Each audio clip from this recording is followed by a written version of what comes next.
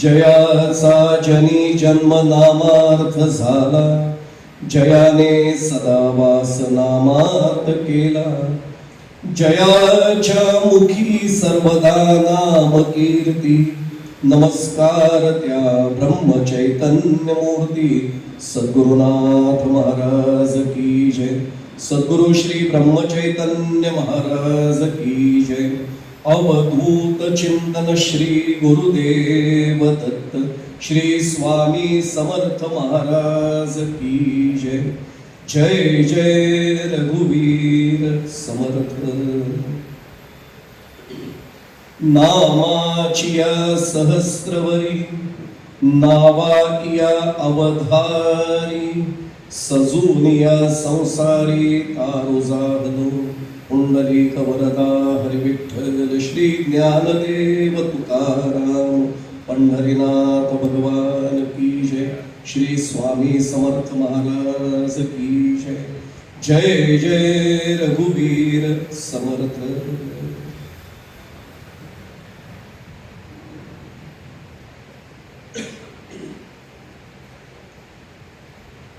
कोल्हापूरच्या प्रज्ञापुरी भागातल्या श्री स्वामी समर्थ सार्वजनिक भक्त मंडळानं आयोजित केलेला स्वामींच्या प्रकट दिनाचा हा प्रतिवार्षिक उत्सव आणि माझ्या परम भाग्याने, माझ्या सद्गुरु कृपेने माझ्या वाट्याला आलेली ही प्रवचन मालिका, आज आणि उद्याचे 2 भाग,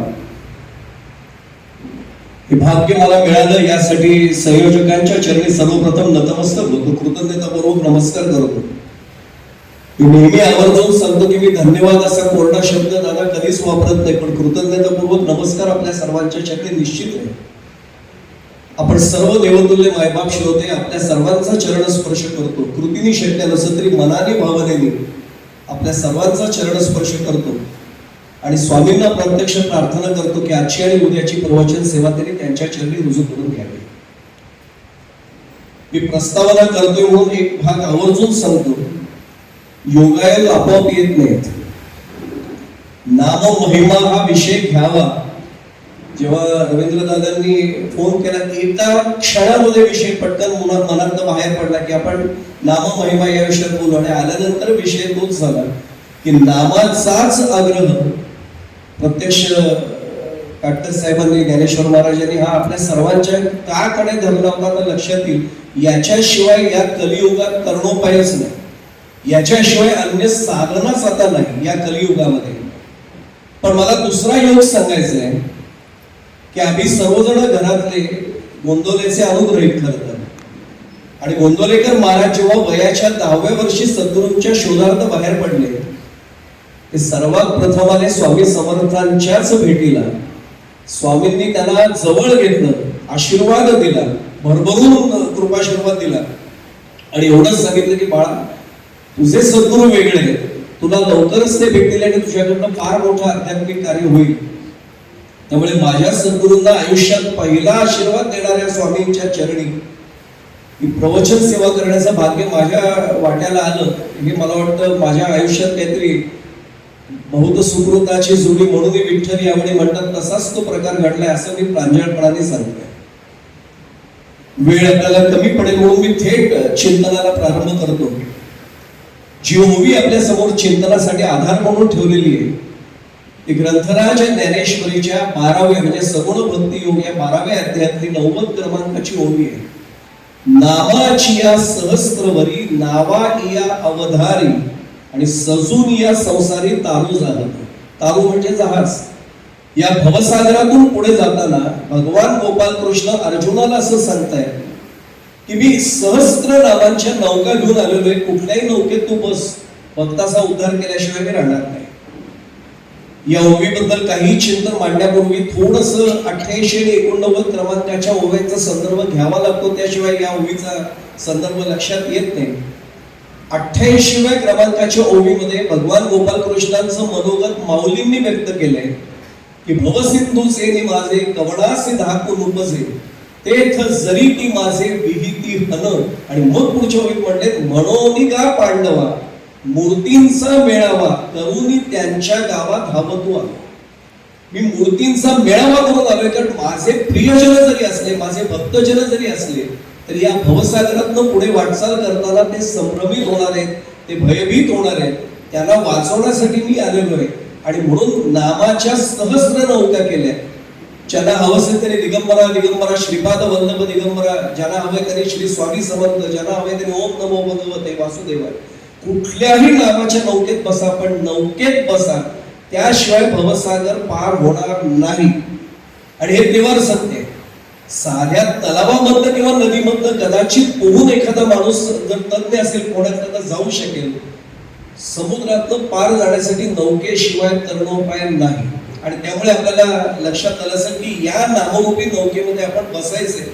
माऊली आपल्याला भगवान गोपालकृष्णांचं मनोगत त्यांच्या शब्दातनं सांगताय. मी नेहमी सांगत असतो की जी 4 युग जी सांगितलेली आहेत, आता कलियुग हे केव्हा संपेल माहित नाहीये. अनेक जण गमतीत सांगतात की भगवंतालाही आता बहुतेक कंटाळा आलाय, म्हणून 5-6 वर्षांपूर्वी कोरोनाची लाट आली.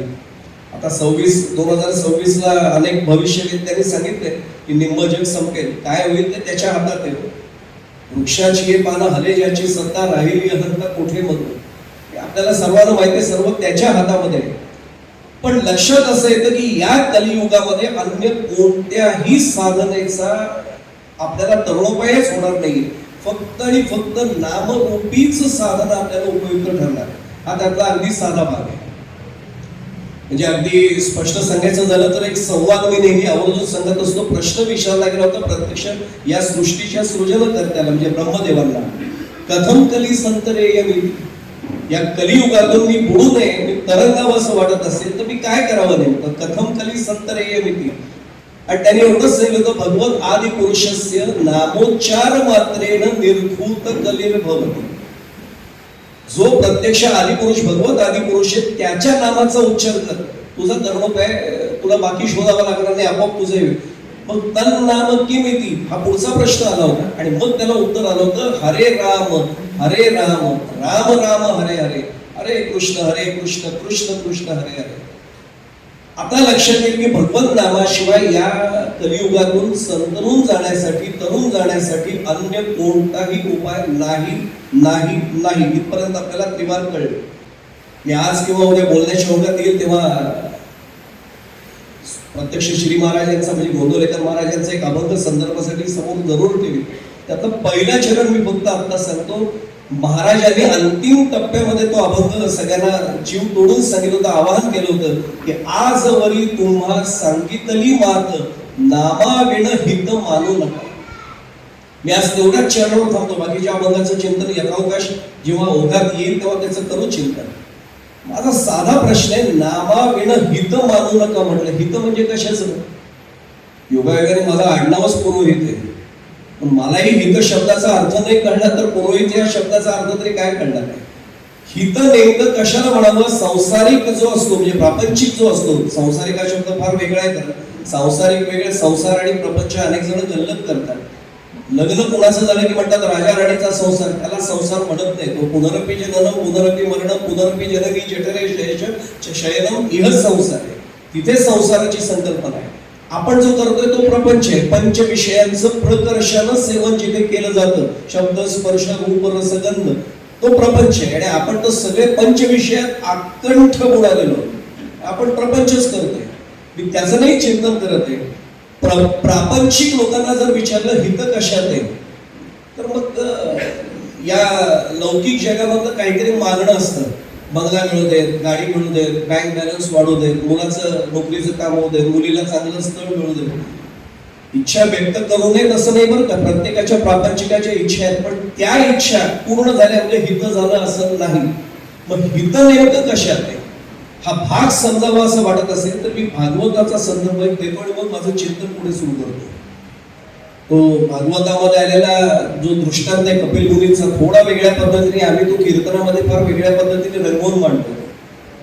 कपिल मुनींना प्रत्यक्ष त्यांच्या मातोश्रींनी एकदा प्रश्न विचारला, आईने एकदा प्रश्न विचारला, कपिल आपल्या आश्रमात तुझे शिष्य दिसत आहेत, ते सगळे आनंदी दिसत आहेत, पण जेव्हा बाहेरच्या कोणाची भेट होते त्यांचे चेहरे पडलेले, ते चिंताग्रस्त आहेत, दुःखी वाटतात. कपिलांच्या जागी माझ्यासारखं असतं ना, देसाई साहेब तरी पटकन म्हटलं असतं, काय आहे तुला माहित नाही का, मी आहे ना, कशाला आहे. पण कपिल मुनी होते सांख्यशास्त्राचे प्रणेते प्रत्यक्ष, आणि भगवान दत्तात्रयाचे सख्खे मामा अनसूया देवीचे सख्खे बंधू म्हणजे आमचे कपिल मुनी आहेत. कपिल मुनीने हात जोडून एवढंच सांगितलं, आई आज माझी परीक्षा पाहतेस वाटतं, आज बहुतेक माझ्या परीक्षेची वेळ आहे, हरकत नाही, पाहू जे सांगता येईल ते. आणि कपिल मुनी समोर बसले आईच्या, आणि त्यांनी उत्तर असं दिलं, आई ज्यावेळी गर्भामध्ये तो जीव वाढायला लागतो, आधी तो मांसाचा गोळा आहे. आणि सांगू आपल्याला पुढे जाण्यापूर्वी, मी सायन्स मॅथ्सचाच विद्यार्थी आहे, 40 वर्ष त्याच विषयाचं अध्यापन केलं, तरीही सांगतो जिथे विज्ञान थांबतं तिथे अध्यात्म सुरू होतं. हे 40 वर्ष शिकवल्यानंतर सुद्धा सांगतो, जिथे अध्यात्म केव्हा सुरू होतं, विज्ञान थांबतं. एक साधा भाग सांगू आपल्याला, इथे मेडिकल प्रोफेशन मधले अनेक जण असतील, माझे विद्यार्थी मल्टी स्पेशालिटी हॉस्पिटल्स पण चालवतात, ते प्रामाणिकपणे विद्यार्थी असल्यामुळे बोलतात, सर आमच्या बोलण्यावरनं ओळखत जा. आम्ही जेव्हा सांगतो ना, डॉक्टर काय कशाला काळजी करताय, मी आहे ना, ओळखायचं की फार सिरियस केस नाहीये. पण जर आम्ही म्हटलं, हे बघा प्रयत्न करणं माझ्या हातात आहे, शेवटी गॉड इज ग्रेट, की ओळखायचं क्रिटिकल केस आहे. एका वाक्यात त्यांनी मला समजून दिलं की हे लक्षात घ्यायचं, एक वाक्य आमच्या डॉक्टरांचं लक्षात ठेवा, हे माझे विद्यार्थी सांगतात स्वतः. मी एवढ्यासाठी सांगतोय की एका डॉक्टरांनी तर मला या भाषेत सांगितलं, पोटीत शिरताना मी माझ्या सद्गुरूंचं स्मरण करून सांगतो की त्या पेशंटवर ऑपरेट करायला मी चाललोय, त्याला ऑपरेट करतोय, यश दे बाबा, कारण काही गडबड झाली तर संपेल सगळं. त्यांनाही आशीर्वाद मागावा लागतो, भाग आम्ही कधी विसरता कामा नये. एक सांगू आपल्याला, जिथे मर्यादा संपतात तिथेच अध्यात्म सुरू होतं, हा भाग लक्षात घ्यावा लागतो. कपिल मुनी म्हणाले की आई, तो आधी पावसाचा गोळा असतो, नंतर त्यात जीव प्रविष्ट होतो, आणि जीव जेव्हा प्रविष्ट होतो त्यावेळी त्या आईला समजतं की आपण आई होणार, बाळ वाढतंय पोटामध्ये. पण आई तुला एक सांगू, ते बाळ आतमध्ये छान खेळत असतं. तुकाराम महाराजांची गाथा काढून पहा, त्या गाथ्यामध्ये लिहिलेले जर गर्भावस्थेतल्या अभंगाचं स्थितीचं वर्णन करणारे जर अभंग पाहिले ना, पुन्हा कोणालाही तुकाराम महाराजांनी म्हणावं, तुका म्हणे गर्भवासी सुखे घालावे आम्हासी, का एकीकडे किती वेळा जन्मा यावे नित्य व्हावे फजित तुकाराम महाराज म्हणतात, पण एकीकडे म्हणतात की तुका म्हणे गर्भवासी सुखे घालावे आम्हासी. याचं कारण असं, ते देवाला ठणकावून सांगतात, तो घेईन मी जन्म यासाठी देवा तुझी चरण सेवा साधावे. मंडळी आम्ही म्हणजे आपल्याला नाही म्हणते, मी माझ्यासारख्यासाठी सांगतोय, माझ्यासारखा जडजीव महाडॅम्बिस आहे. आम्ही पण सांगू भगवंताला किंवा स्वामींना आम्ही सांगू, घेईन मी जन्म यासाठी देवा, पण आम्ही म्हणतो नवीन बंगला बांधावया, नवीन गाडी घ्यावया, आम्ही यासाठी जन्म राहिले या जन्मात, पण पुढच्या जन्मात करतो की नाही बघा म्हणतो. यासाठी तुकाराम महाराज जन्म नाही मागतो, चरण सेवा साधणाऱ्याची म्हणूनच करतो. आणि मी खरं सांगू आपल्याला, आपल्या समोर आहे म्हणून सांगत नाही, मी यांच्या चरणी नतमस्तक एवढ्यासाठी होतोय की संपूर्ण आपण सगळे परिवार स्वामींच्या सेवेमध्ये इतके छान रममाण झालेला की आपलं दर्शन घडलं की माझा नमस्कार स्वामींपर्यंत आपोआप पोहोचली, माझी नितांत श्रद्धा या गादीवरून व्यक्त करतो. आणि मग त्यांनी सांगितलं की आई, त्या पोटामध्ये एवढं सगळं विचित्र वातावरण असतं, जागा कमी असते, पण तो जीव खेळत असतो. आई कारण माहितीये, त्याची नाळ आईशी जोडलेली असते. आणि आपल्याला आई या शब्दाचा अर्थ माहितीये, आ आणि ई, आत्मा आणि ईश्वर यांचं सगळं स्वरूप म्हणजे आई. पण आई 9 महिने 9 दिवस पूर्ण व्हायला आले जवळ की तो जीव भगवंताला सांगतो, देवा आता ही जागा कमी पडते, मला मोकळ्या जगात पाठव ना, मोकळ्या जगात खेळायला पाठव ना. आणि भगवंत सांगतो, बा जीवा तुला जर मी बाहेर पाठवलं आणि मला विसरलास ना, आणि तो जीव सांगतो, देवा कसा विसरेल तुला, सोहम सोहमचा जप सुरू आहे ना. आणि मग देव विश्वास ठेवतो. आता कपिल मुनींनी म्हटलं नाही, आम्ही सांगतो, लहानपणी आई बाळाचं बोट धरते किंवा बाळ आईचं बोट धरतो आणि बाजारात फिरायला जातो. आईला माहित नसतं का की आज बाळाचा हात माझ्या हातात आहे, काही वर्षांनी हात बदलणार आहे. पण आई प्रेम करायचं थांबते का? आई जीव लावायचं थांबते का? आईला माहितीच नाही हे घडणार आहे. तसंच भगवंतालाही माहिती आहे, पण तरीही भगवंत विश्वास ठेवतो. आणि आई प्रसव नावाच्या वायूच्या वेगाने त्या जीवाला बाहेर ढकलतो. नाळ तुटते, ती नाळ आईच्या गर्भाशी नाही तुटत, भगवंताशी असलेलं अनुसंधान तुटतं आणि हा जीव संभ्रमित होतो. त्याच क्षणाला तो रडायला लागतो, कोहम कोहम. आपल्याला मॅटर्निटी हॉस्पिटलच्या बाहेर आवाज येतो ना, को आहे को आहे, तो को आहे आवाज नाहीये, कोहम कोहमचा तो आवाज आहे. खरं तर पुढे जाण्यापूर्वी आणखीन एक सांगू, आपण या जगाच्या प्रेमात पडलोय. संत कधीच या जगाच्या प्रेमात नाही पडले. याचं कारण जीव जन्माला आल्यावर जग हसतंय. म्हणून तर कबीरा जब हम पैदा हुए हम रोए जग हसे, पर ऐसी करनी कर चले कि हम हसे जग रोए. हा आम्हाला जीवनाचा संदेश कबीर महाराज देत आहे. आम्ही वेडे होतो की आम्ही रडतोय तर जग हसतंय. अभिनंदन आजोबा झाला, अभिनंदन काका झाला, अभिनंदन मामा झाला आणि वेडे वाटतात. पण आई ज्यावेळी ती नाळ तुटते त्यावेळी त्या जीवाचा भगवंताशी असलेलं अनुसंधान तुटतं आणि तिथे जीव संभ्रमित झाला की कोहम कोहमच फक्त म्हणत राहतो आणि तिथे तो खऱ्या अर्थाने आनंदाला मुक्तो. आनंदाचं त्याला विस्मरण होतं आणि पुढे जाण्यापूर्वी सांगू, आनंदाचं विस्मरण हेच दुःखाचं कारण आहे. मी एक साधं उदाहरण नेहमी देत असतो. मथुरेचा पूर्ण आकाराचा पेढा खाल्ला, जी चव लागते त्याच पेढ्याचा एक अंश तोंडात जर टाकला तर तीच चव लागते की नाही पहा. भगवद्गीता काढून पहा. गीता माऊली सांगते, भगवान स्वतः सांगतात, ममई वांशो जीव लोके जीवभूत सनातना. तर त्याचा मी अंश आहे, तो सच्चिदानंद रूप आहे. तर मी दुःखरूप असेलच कसा? मीही सुखरूप असलोच पाहिजे. आणि सुखी नाही म्हणते मी, सुखरूप म्हणतोय. सुखरूप ऐसा तुझ्या कोण सांगा, माझ्या पांडुरंगासारखा तो तुकोबांचा अभंग माहिती आहे आपल्या सर्वांना. सुखी असलेली व्यक्ती पुढच्या क्षणाला दुःखी होऊ शकते, पण सुखरूप असलेली व्यक्ती ही कायमस्वरूपी सुखरूप असते. पण ते विस्मरण झालं, अनुसंधान तुटलं की गडबड होते. मग अनुसंधान टिकवणं याचा मार्ग कुठला आहे? तो नामाचे साधना हा त्याचा मार्ग आहे. आता प्रस्तावना आपल्या लक्षात आली असेल. म्हणून नामाच्या नौकेत बसायला माऊली आग्रह जो करतात तो त्यासाठी आपल्याला करतात. हा हित शब्द लक्षात आपण ठेवला पाहिजे. एक मी आवर्जून सांगतो की स्वामींनी स्वतः आपल्या समोर जे काही आदर्श ठेवलेत ना, त्या सगळ्या आदर्श भक्तांमध्ये ज्यांचा आपण महाराजांसकट ज्यांचा आदर्श डोळ्यासमोर ठेवलाय त्यांनी जीव तोडून आपल्याला काय सांगितलेलं? नाम साधनेशिवाय काहीच नाही सांगितलेलं. मी पुढे जाण्यापूर्वी सांगू आपल्याला, आजच्या कलियुगामध्ये मी जर देवपूजा करेन म्हणेन, करतो आपण, पण एक सांगू आपल्याला, माझ्या सकट देवपूजेबाबतचे सगळे नियम काढून पहा शास्त्रानुसार. खूप अधिकारी व्यक्ती आपण समोर बसलेला आहात. सगळेच्या सगळे नियम आपल्याला पाळता येणंच कठीण आहे.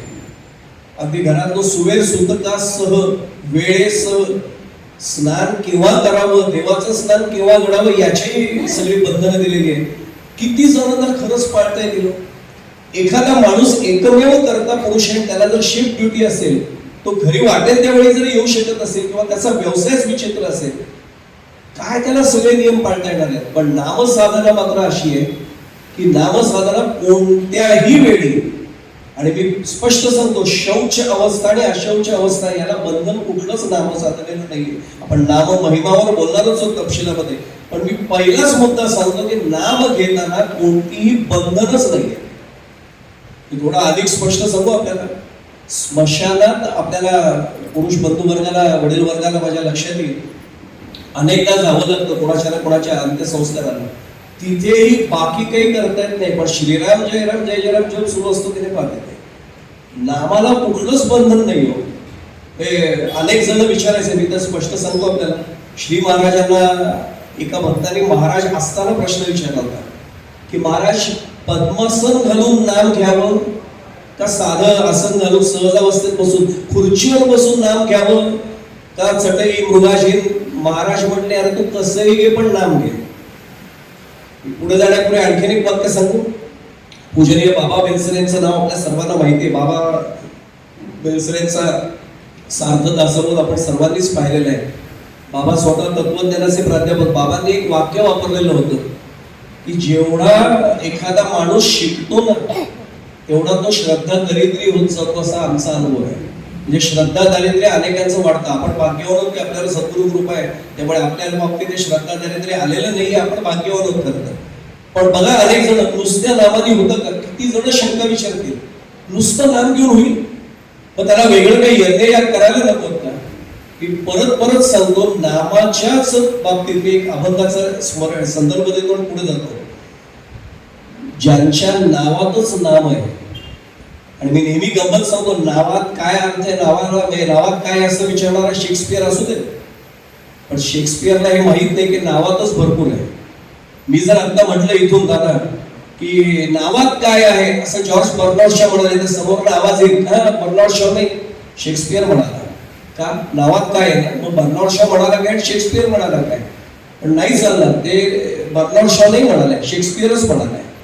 आता नावात काय असं तरी जरी म्हटलं नसलं तरी नावात भरपूर काही आहे. मी एक सांगू आपल्याला, मुळात भगवंताला नामच नाहीये. गजानन विजय ग्रंथ काढून पहा, आपल्याला माहिती आहे की प्रकृतीच्या आश्रयाला फक्त नाम आहे असं दासगणू महाराजांनी म्हटलं. नाम रूपाचा गलबला प्रकृतीच्या आश्रयास, बाकी नाम नाहीच आहे त्याला.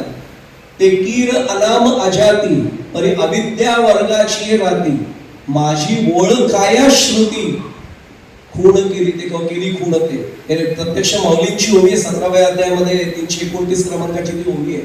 आणि मग पुढे म्हटलेलं आहे की बाळ सुद्धा येताना नाव घेऊन येत नाही, पण पुढची ओवी आहे नाव जे ठेवलेलं आहे ते हात मारले की बाळ लगेच बोध येतं की नाही पहा, लगेच म्हणतं की नाही बरं.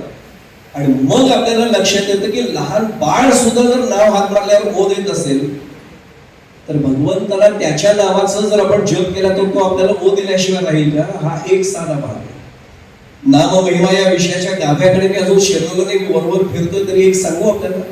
काही जणांच्या मनात शंका असते. प्रत्यक्ष गोंदवलेकर महाराजांना एखादी प्रश्न विचारला होता, महाराज मी रामाला कधी बघितलेलं नाही, मग रामाचं मी नाव घेतल्यानंतर त्याचा उपयोग होईल का? महाराजांनी इतकं छान उत्तर दिलं होतं. आज ज्यांचा सत्कार केला असे नगरसेवक इथे बसलेलेच आहेत, त्यांना मुद्दामून सांगतो की आपल्या सर्वांना कल्पना आहे की एखादा माणूस कदाचित तुम्हाला थेट कधी भेटला पण नसेल, पण त्याने जर तुम्हाला पत्र पाठवलं की तुम्ही त्याची जी दखल घेता ना, तुम्ही असं नाही त्यावेळी म्हणत की अरे हा माणूस कोण आहे, भेटलो नाही कधी, पत्र आले फक्त काही निवेदन आले. महाराज म्हणायचे अरे जिल्हाधिकाऱ्यांना तू कधी भेटला नाहीस, पण जर तुझ्या गावातल्या एखाद्या प्रश्नाच्या बद्दल तू जिल्हाधिकाऱ्यांना लिहिलंस तर जिल्हाधिकारी त्याची दखल घेतील की नाही? हो म्हटले. अरे हाडा मासाचा माणूस जर दखल घेतोय तुला न ओळखणारा, तर ज्यांनी तुला निर्माण केलं तो तुझी दखल घेतल्याशिवाय राहील का? काय प्रश्नाचं उत्तर आहे. नाम महिमा आता लक्षात येईल कुठपासून आपल्याला कुठपर्यंत जायचंय इथपर्यंत लक्षात येईल. म्हणून मग अशी म्हणतात जो स्वयमेव ब्रह्म झाला नामरूप कोठून त्याला, नामरूपाचा गलबला प्रकृतीच्या आश्रय असतो. प्रत्यक्ष दासगणू महाराजांनी म्हटलेलं असेल आमच्यासाठी नेमकं द्वार जे असेल देवाला भेटण्याचं ते नेमकं नाम आहे. मी पुन्हा पुन्हा सांगतो, मी आता विषय प्रवेश करतोय कशी मला नामाच्या महिम्याकडे वळायचंय. नाम महिमा आपण जेव्हा विषय घेतो तेव्हा नामामध्ये जायचे म्हणजे काय करायचं तर देवाला भेटण्याचं ते द्वार आहे. अनेक द्वार सांगितलेले, त्याच्यामध्ये भागवतामध्ये एक द्वार दिलेले महत् सेवा द्वार, महत् सेवा द्वार माहून विमुक्ती, महापुरुषांची सेवा करणं. आणि आपण सगळे भाग्यवान आहात की संतांची स्वामींपासून महाराजांपर्यंत सगळ्यांची सेवा आपण करताय. महत् सेवा द्वार माहुर विमुक्ते हा एक भाग आहे. आणि दुसरं जर द्वार कुठलं असेल तर ते नामाचं द्वार आहे. देवाची द्वारी उभा क्षणभरी तेणे मुक्तिचारी साधी या सर्वांना हरिपाठातला पहिला अभंग पाठ आहे. मी नेहमी सांगतो की त्या अभंगाबद्दल अनेक जण वरवरचा विचार करतात. देवाची द्वारी नुसतं नाहीये हो. देवाची द्वारे उभा क्षणभरी काही जण म्हणतात एवढं सोपं आहे अध्यात्म. लक्षात घ्यावं लागतं माऊलींची देवळाची द्वारे अशी असा तो चरण नाहीये. आता देवळाच्या द्वारे मी आयुष्यभर उभा राहायला तयार आहे. देवाची द्वारे, आणि देवाचं द्वार कुठलं असेल तर त्याचं नाम हे एक द्वार आहे. हा त्यातला एक महत्वाचा भाग आहे. पुढे जाण्यापूर्वी सांगायला हरकत नाही, उभा क्षणभरी मध्ये क्षण या शब्दाचाही अर्थ खूप वेगळा आहे. त्या शरदने मला त्या अभंगाचं निरूपण नाही करायचं. आणि उभा क्षणभरी आपण म्हणतो बा उभं आयुष्य सेवेत घालवतो, उभा क्षणभरी त्याच्यामध्येही आम्हाला लक्ष द्यावं लागतं. हा त्यातला एक महत्वाचा भाग आहे. थोडंसं चिंतन आपण करत जाऊया. या नाम महिमा जर खरंच लक्षात यावं असं वाटत असेल आणि तो आमच्याकडनं ती साधना घडावी असं वाटत असेल तर त्याला 3 टप्पे महत्वाचे आपल्याला विचारात घ्यावेच लागतात. मी आवर्जून हा विषय मांडत असतो. एकदम नाही पोचता येणार. मी तुकोबांचा संदर्भ देऊन पुढे जातो. तुकोबांचा एक अभंग आहे, आमिषाची, खरं मूळचा शब्द आहे सगळ्या अपभ्रंश करून, आमिषाची आशा गळवेळी मासा फुटोनिया घसा मरण पावे, अंतकाळी करी तळमळ, मरणाच्या वेळी करी तळमळ, आठवी कृपाळ ते वेळी. आणि अंतिम चरणात म्हटलेले तुका म्हणे सुखा पार नाही, अंतकाळी नाव आले ज्याच्या मुखा, तुका म्हणे सुखा पार नाही. आता प्रश्न असा आहे, अंतकाळी नाम आले ज्याच्या मुखा, जर खरंच तुकाराम महाराज म्हणाले त्याचा अर्थ ती काळ्या दगडावरची पांढरलेली, यात काही शंका नाही. पण अंतकाळी नाम आले याच्या मुखा अंतकाळी आपोआप येईल का हो नाम? मग पुन्हा तुकोबांना शरण घेणार एक अभंग लक्षात येतो की पडिले वळण इंद्रिया सकळा मग भाव तो निराळा नाही तुझ्या. इंद्रियांना एकदा सवय पडली सतत नाम घ्या की मग शेवटी तेच येतं. प्रपंच जर शेवटपर्यंत आठवत राहिला ना तर अंतिम क्षणाला प्रपंचातलीच गोष्ट डोळ्यासमोर येते. आणि जर स्वामींच्याच सेवेमध्ये असेल तर अंतिम क्षणाला स्वामींशिवाय आठवणारच नाही. मी काय म्हटलं आपल्या लक्षात आलं असेल, जे वळण इंद्रियांना लागेल तिथपर्यंत आहे. मग तिथे जाण्याचे 3 टप्पे आहेत. त्या 3 टप्प्यांचा आवर्जून आज उल्लेख सुरू करतो. पहिलाच टप्पा आहे नाम घेणे. नाव घ्यायला तो सुरुवात करूया. मी आवर्जून एक गोष्ट नेहमी सांगत असतो की अनेक जण नाम महिमा आपण विषयाकडे शिकतोय, पण नाम घेणे हे म्हणता अनेक जण म्हणतात की कळतंय आम्हाला सुद्धा नाम घेतलं पाहिजे, पण काय आता 2च वर्ष रिटायरमेंटला राहिले, तेवढं झालं नाही ना मोकळा झालो की मग काय नाही दुसरा उद्योगच नाही करणार, फक्त नाम घेतो. मी एक सांगू आपल्याला, प्रपंचातले प्रश्न सुटले की नाम घेईन, जबाबदाऱ्या संपल्या की नाम घेईन, याचा अर्थ कधीच घेणार नाही. मी नेहमी एक दृष्टांत दादा सांगत असतो, आपल्यापैकी अनेकांनी तो ऐकलाही असेल. रामेश्वरमला समुद्र स्नान करावं हे अगदी साधा भाग आहे दर्शन घेण्यापूर्वी. तुमच्या माझ्यासारखा एक जण तिथे समुद्र स्नानाला पहाटे 5-5:30ला पोहोचला आणि किनाऱ्यावर उकिडवे अशा स्थितीमध्ये एक गृहस्थ बसला होता. आपल्याला राहावं नाही. शेवटी आपण पटकन विचारलं की महाराज स्नानाला येते ना? हा येतो, तुम्ही व्हा पुढे. आपण आपलं पुढे गेलो, स्नान केलं, परत आलो, तो तसाच बसलाय. आपण त्याला सहज विचारलं कोणी येणार आहे का? नाही, तुम्ही या दर्शन घेऊन, मी आलोच, मला करायचं स्नान, आलोच. दर्शन घेतलं की आपल्या मनात थोडी उत्सुकता असते, आता तरी त्यांचं स्नान झालंय का? आपण थोडं मागे येतो, परत तिथे बघतो, तो असंच बसलेला आहे, बघतोय एकटक समुद्राकडे. आपण त्याला शेवटी विचारतो, महाराज पंचा वगैरे माझ्याकडे 2 आहेत, तुम्हाला देऊ काय? नाही, मी पण आणलेले व्यवस्थित. अडचण काय? मगाचपासून इथे बसून राहिल्या, का गर्दी बसेस येतात तिथे दर्शनाला लोकांच्या, काय अडचण आहे नेमकी? आता त्याच्याही लक्षात आलं, 3दा विचारले म्हणजे हा कोणतरी भला गृहस्थ दिसतोय, निदान आपल्याबद्दल मत तरी होतं. मी पुढे जाण्यापूर्वी सर्व नाम महिमा या विषयात बोलतोय. मी नामधारक आहे असं जोपर्यंत सांगावं लागते ना तोपर्यंत अडचणी समजायची. माझा आपण शून्य अधिकारी व्यासंगी श्रोते आपल्याला कळलं मी काय म्हटलं ते. मी जर आता आपल्याला सांगितलं मंडळी गेली 1.5-2 वर्ष मी जिमला जातोय बरं का, तर मला खात्री तिथून हसाल तुम्ही, काय बुवा काय पण सांगताय का जिमला जाताय? कळते बघितलं तुम्हाला. मी जिमला जातोय याच्यावर तुम्ही विश्वासच ठेवणार का? दिसला पाहिजे ना परिणाम. केव्हा होईल मी जिमला जातोय? लोकांनी आपण विचारलं का जिमला पण जाता का, तब्येत चांगली दिसते, तो ओळखायचा परिणाम झालाय. नामधारक आहात हे लोकांनी ओळखलं पाहिजे. मला नाही सांगायला लागतं का नामधारक आहे. मी काय म्हटलं आपल्या लक्षात आलं असेल, त्याच्या लक्षात आलं आज सात्विक गृहस्थ आहे, निदान विचारतोय, विचारपूस करतोय, सज्जन दिसतोय, विचारूया त्याला, सांगूया.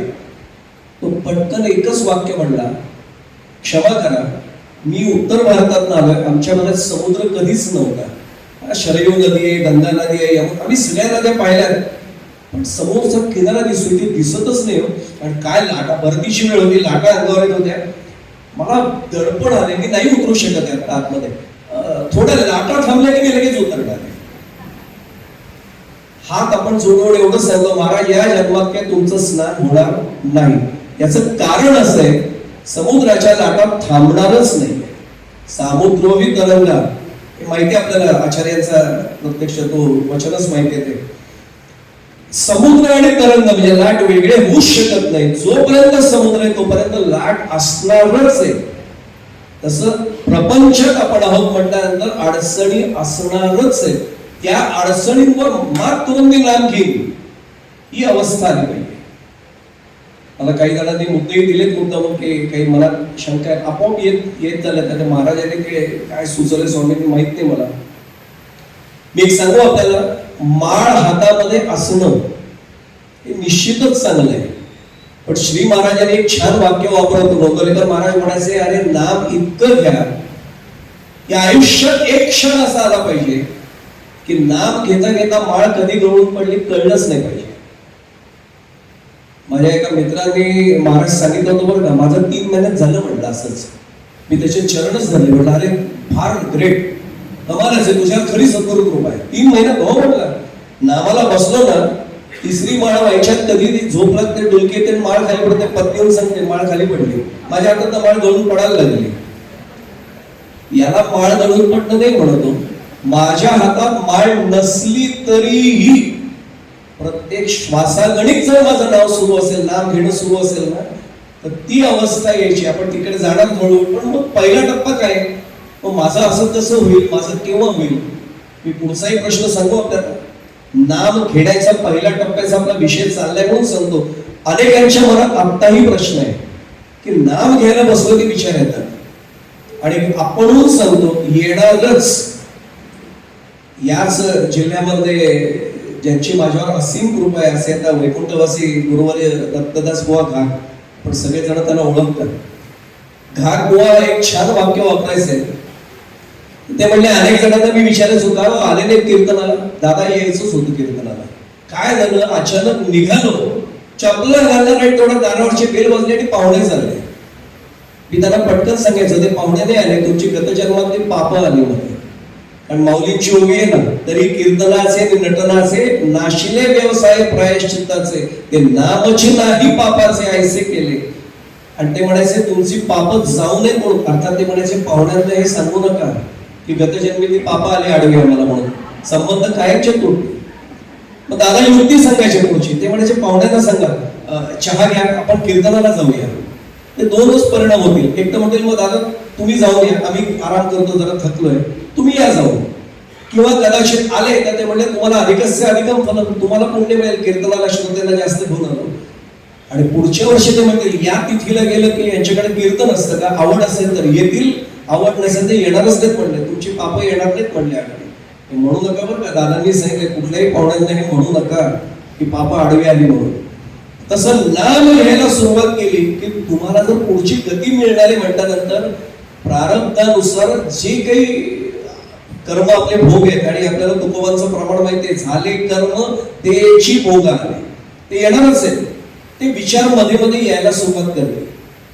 अनेकांच्या मनात आत्ताही प्रश्न आहे नाम महिमा ऐकताना सुद्धा की नाम घ्यायला, आणि एक सांगू एरवी येत नाही, पण नामाचं सुरुवात केली की विचारायला सुरुवात करतात की बघा करून बघा. नवीन नवीन असताना नंतरचा एक टप्पा ओलांडला की तो जातो पुढे. पहिल्या टप्प्याला हे येऊ दे. मी एक साधं वाक्य सांगतो, नाम घेताना जर विचार आला तर काय करायचं, सोपा उपाय सांगतो. नाम घेताना जर विचार आला तर विचारांचा विचारच सोडून द्यायचा. विचार येऊ देत ना. मी एक सांगू तुम्हाला, अजून एक सोपं उदाहरण सांगतो. चला, तुमच्या घरी कोणी समजा मी आलो, तुम्ही मला म्हणलात बसा बसा, पाणी घ्या, चहा घ्या, तर पुन्हा यावंसं वाटेल की नाही मला, अरे दखल घेतात आपली. पण मी 3दा आलो नाही, एकदाही तुम्ही मला म्हटलं नाही बसा, पाणी घ्या, चहा घ्या, मी पुढच्या वेळी विचार काय करेन, काय माणसं बसा पण म्हणत नाही. मी काय म्हटलं आपल्या लक्षात आलं, विचारांच्या जेव्हा लक्षात येईल, कारण विचारालाही विचार असेलच ना, की अरे मी याच्या मनात आल्यानंतर हा माझा विचारच करत नाहीये, कसा पुन्हा येतो. पण विचारांचा आपण विचार करत असतो, हा विचार का आला, मग त्याच्यातनं ती साखळी तयार होत जाते. एक साधा बाब लक्षात घ्या, पहिल्या टप्प्याला विचार मनात येणारच आहे, विचार येऊ देत, आपण त्यांचा विचार करायचा नाही. मी घातवांचाच एक दृष्टांत आपल्या समोर ठेवतो. पहिल्या टप्प्याला ही अडचण येते बरं का, माझ्या आवडीचा दृष्टांत आहे, दादांकडनंच ऐकलेला आहे प्रत्यक्ष. एका माणसाला सद्गुरूंनी सांगितलं की 3 माळा रोज जप करायचा, आणि सुरुवात केली, तो म्हणला करतो आणि श्रद्धेने करायचा तो. पण त्यांनी बायकोला सांगून ठेवलेलं होतं, साखर कारखान्यातच नोकरीला होता, अंघोळ झाली, शर्ट पॅन्ट घालून तयारच बसायचा खुर्चीवर, बायकोला सांगायचा चहा ठेव तिकडे, आणि श्रीराम जयराम जय जयराम श्रीराम जयराम. पण अडचण एक होती की हा श्रीराम जयराम जय जयराम जप डोळे उघडे ठेवून करायचा. आणि खोत साहेब त्यामुळे अडचण अशी व्हायची की हा सगळ्या जगाची नोंद घेत बसायचा, कोण आलं, हा आला, तो आला. एक अगदी स्पष्ट सांगू आपल्याला, अनेकदा असं घडतं, आपले डोळे उघडे असतात, श्रीराम जयराम जय जयराम श्रीराम जयराम, राम म्हणतो कोणाला म्हणतोय बस म्हणून, पुढचं आपलं वाक्य सुरू असतं श्रीराम जयराम, बायकोला आपली खूण असते श्रीराम जयराम जय, राम म्हणतो मी चहा नाही पीत, हा मनात बघत पण नाही, एकीकडे सोडत नाही तो, आपला वेळ नाही जाता कामा. मग एकीकडे खूण असते श्रीराम जयराम जय जयराम, राम म्हणतो अरे पुढच्या कृष्ण अवतारात सुदर्शन चक्र आता कुठं आणलं, मग लक्षात आलं पंखा लावायचा ही खूण आहे. आमचा जप असा सुरू आहे. मी काय म्हणतो लक्षात घ्या. त्यांनी सांगितलं दादांनी की हा जप असाच करत होता.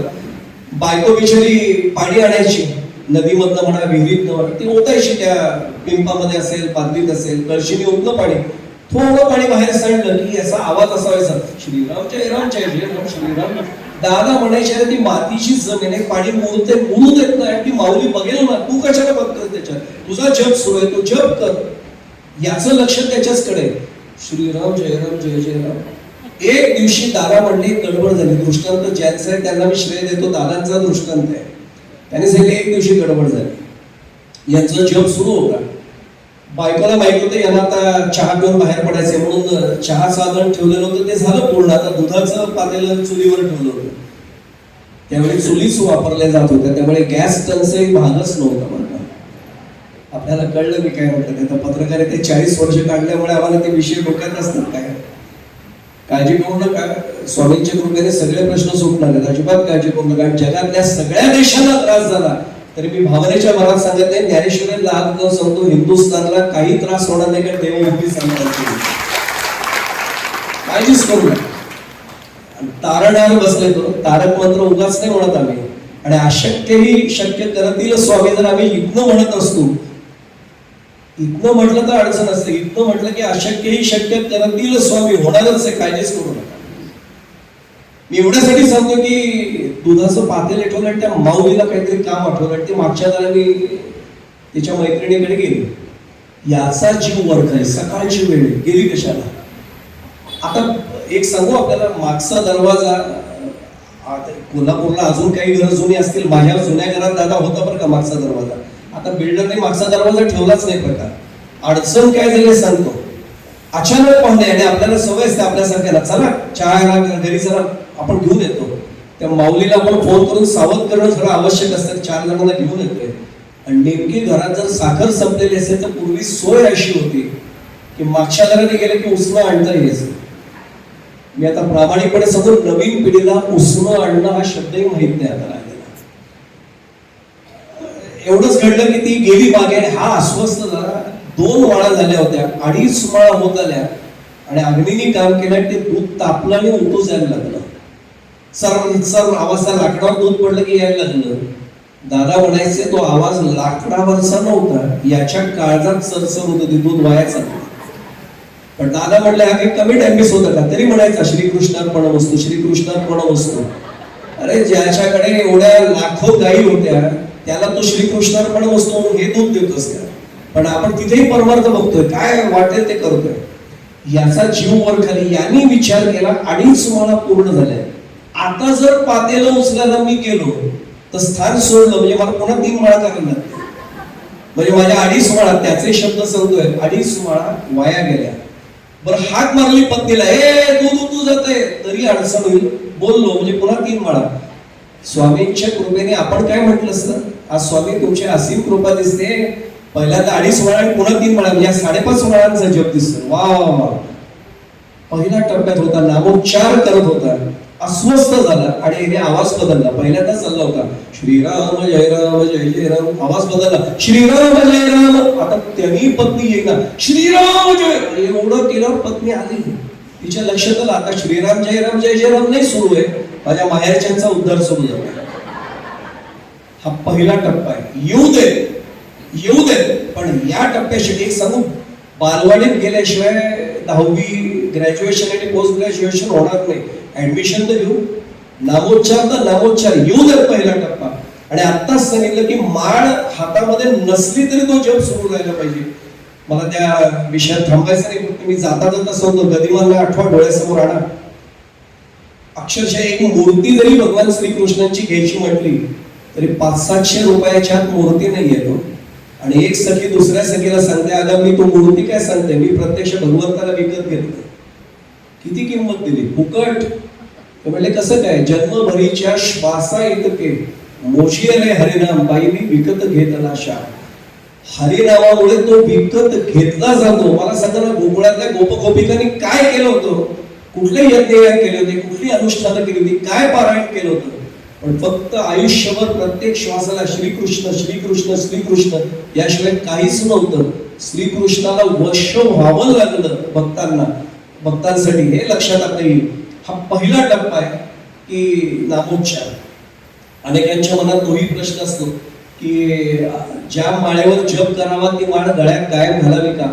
खरं म्हणजे घालून नाही, पण मी त्याबाबत आता काहीच मत देणार नाही. हा, आशीर्वाद जेव्हा तुम्हाला घ्यायचा असेल, काही चांगलं धार्मिक कृत्य करायचं असेल तर जरूर पट्टी सुद्धा सद्गुरूंना सांगायचं की सद्गुरू तुमचा आशीर्वाद घेऊन मी गळ्यामध्ये माळ घेते अनुग्रहाची, हे कार्य माझ्याकडनं करून घ्या. झाल्यानंतर पुन्हा आदरपूर्वक ठेवायला हरकत नाही, पण गळ्यातली एरवी 24 तासाची माळ ही अनुग्रहाच्या माळेपेक्षा वेगळी असावी असं अनेक अधिकाऱ्यांचं म्हणणं आहे. पण मी त्याही बद्दल काही सांगणार नाही, कारण एक सांगू आपल्याला, नाम ही साधनाच एवढी वेगळी आहे की त्याच्यामध्ये कोणतीच बंधनं नाही. म्हणजे गळ्यात अनुग्रहाची माळ असली तर बिघडलं काही हेही होणार नाही. की तुम्हाला दुसऱ्या टप्प्याकडे येण्यापूर्वी मुद्दामून सांगतो, मगाशी उल्लेख झाला आणि तो विषय गेला होता, हरिदासाची कथा पुन्हा मूळ पदावर आली पाहिजे. नामदेवांचा आपला विषय चालू होता. नामदेव महाराजांना आम्ही संत शिरोमणी म्हणतो. नामदेव महाराजांचे एक छान अभंग आहे आणि नावात काय त्याच्यावर आपला विषय मगाशी झाला आणि तिथनं विषय वेगळ्या टप्प्याला गेला. नामदेव नावच मोठे, ज्यांनी नामानी देव आपलासा केला ते नामदेव, आणि ज्यांच्यासाठी नाम हाच देव झाला असेही नामदेव.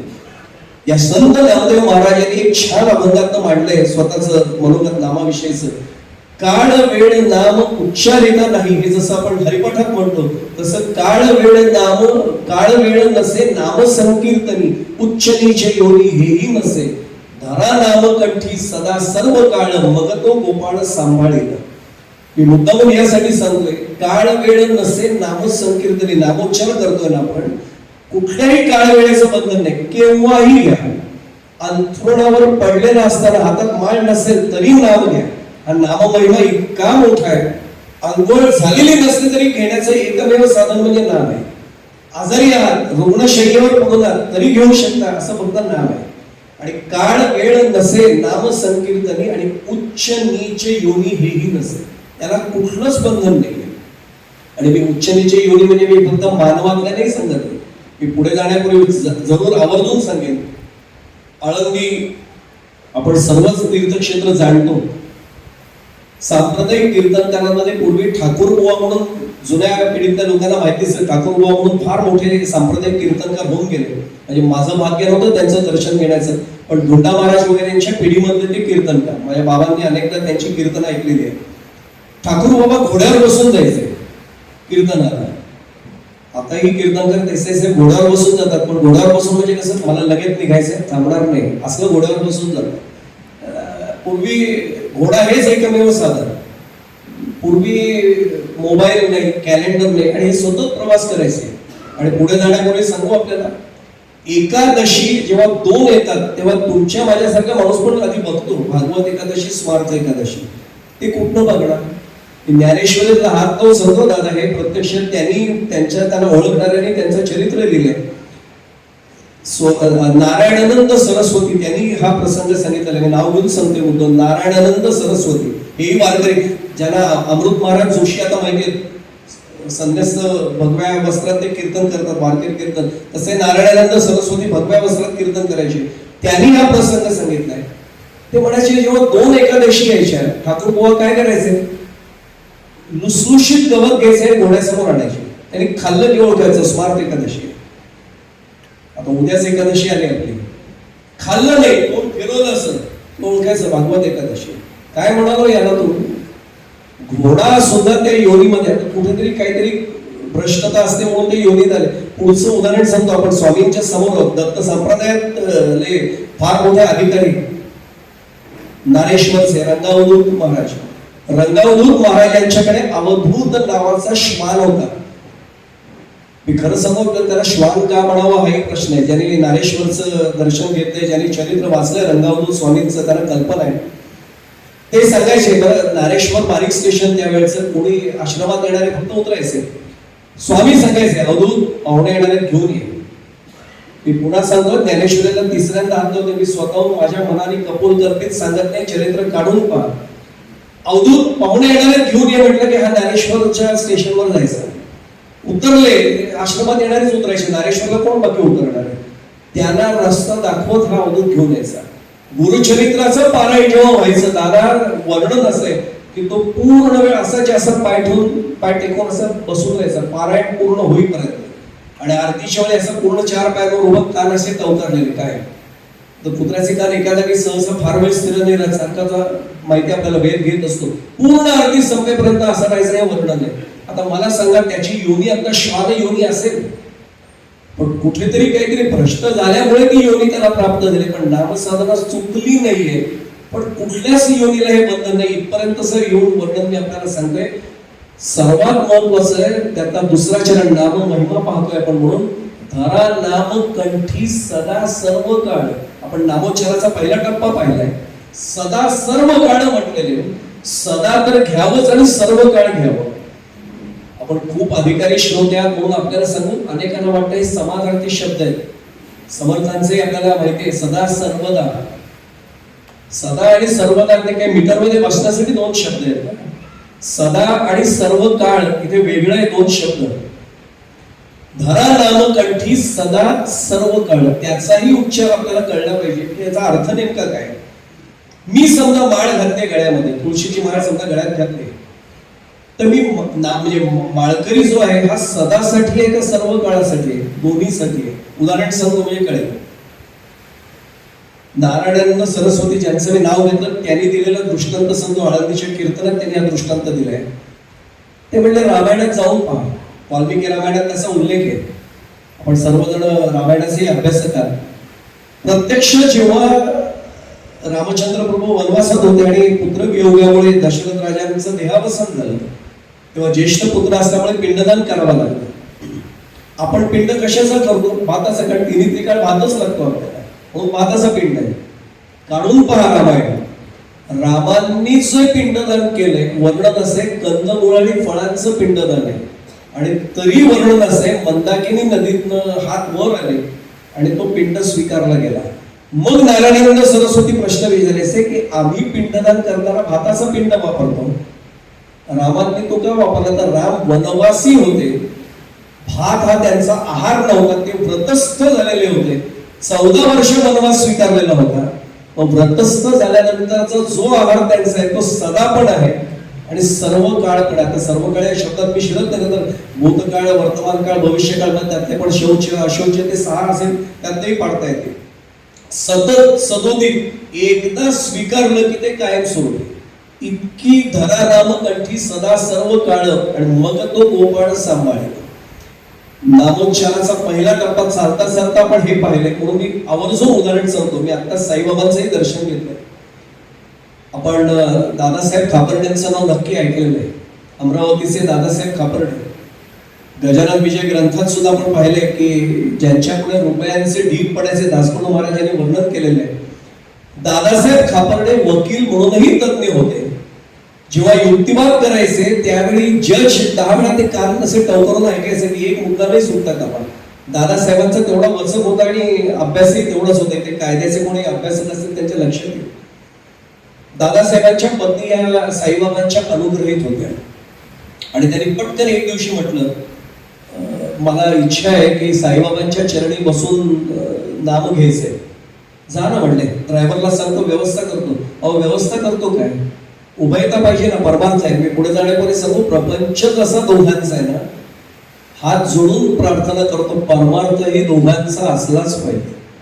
प्रपंचाची चाक जशी रथाची दोन्ही चालली पाहिजे, तसंच प्रपंचाची दोन्ही चाक चालली पाहिजे. एक चाक इकडे आणि एक चाक पुढे मागे झालं की गडबड होते. दोघेही पाहिजेत ना. दादासाहेब म्हटले का तुला कल्पना आहे, वकिलीची काम आहेत, माझ्याकडे केसेसचा अभ्यास सुरू आहे, मला तिथे बसता नाही, तुम्ही नुसते या, बाबांचं दर्शन घ्या, तुम्ही तुमचा अभ्यास चालू ठेवा. त्यावेळचं शिर्डी डोळ्यासमोर आला. प्रत्यक्ष बाबा असतानाचा आजच्यासारखं काही विस्तृत स्वरूप नव्हतं. त्यांनी पत्नी म्हणले तुम्ही येता हेच खूप. निघाले दोघे. चरित्रात वर्णन आहे ते सांगतो.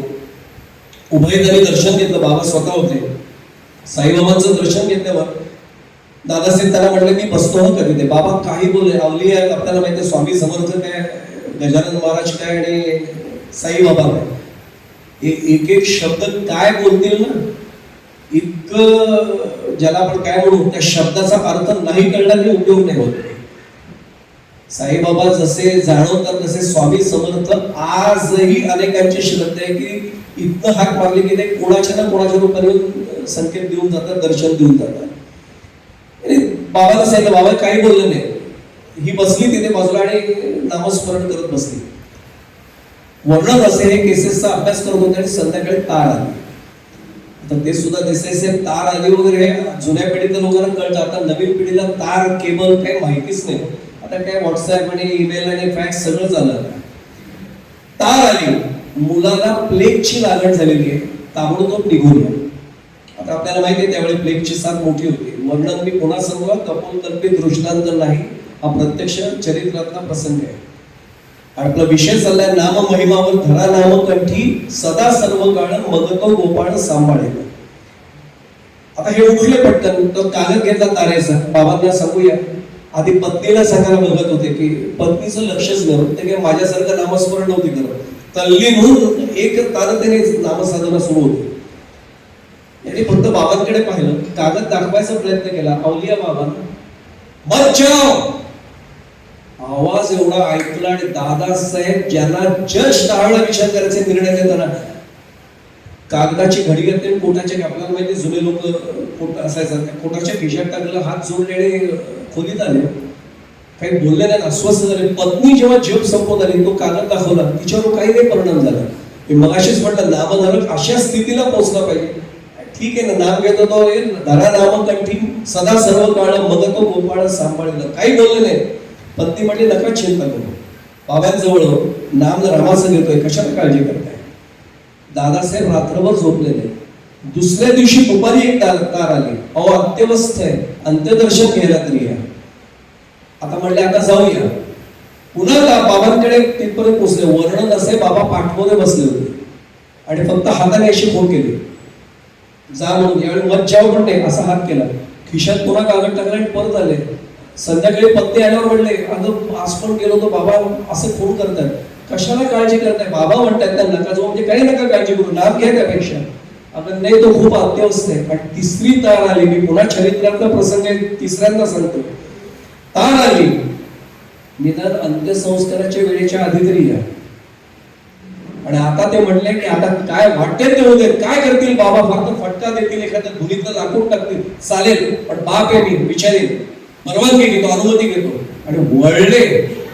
आणि चरित्रात वर्णन असे, साईबाबा स्वतः दारात होते खोलीच्या, हसले आणि ते म्हणले, तुला काय वाटलं रे, तू बाप आहेस, तू सांभाळणार आहेस त्याला, तुला बघायचंय म्हणून तरी अंगात अशी ती बंडी म्हणा सदरा होता तसा काढला. उजवी काख वर केली, इथे गाठ होती प्लेगची. अरे तुझ्या मुलाची मी घेतली, सुखरूपे तिकडे, काही होणार नाही, त्याला नाम घे त्यापेक्षा. घडलेला प्रसंग सांगतोय. चौथी तार आली. मी ज्ञानेश्वरीला दोन सांगतो, चौथी तार आली.